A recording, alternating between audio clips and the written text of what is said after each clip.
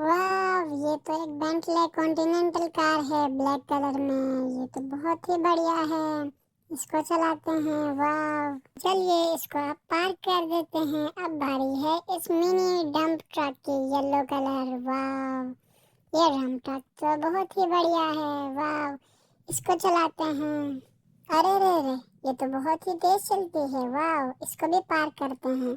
अब बारी है इस एलिफेंट की। वाह, एलिफेंट ऑरेंज कलर में बहुत ही खूबसूरत दिख रही है। बहुत ही बढ़िया, ये बहुत अच्छी चलती भी है। चलिए इसको भी हम पार्क कर देते हैं।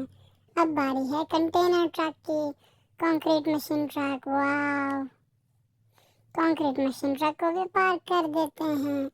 अब बारी है इस ऑरेंज मॉन्स्टर ट्रक की। वाह, ये मॉन्स्टर ट्रक तो काफी तेज है, इसको भी चलाने में मजा आएगा। चलिए इसको भी पार्क कर देते हैं। अब बारी है इस रेड ट्रक की। वाह, इस रेड ट्रक को तो चलाने में मजा आएगा। अरे, ये तो ऊपर भी होती है।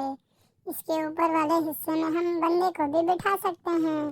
अरे वाह, ये तो एक्सकेवेटर ट्रक है, ब्यूटीफुल ब्लू कलर में। ये बहुत ही खूबसूरत दिख रही है।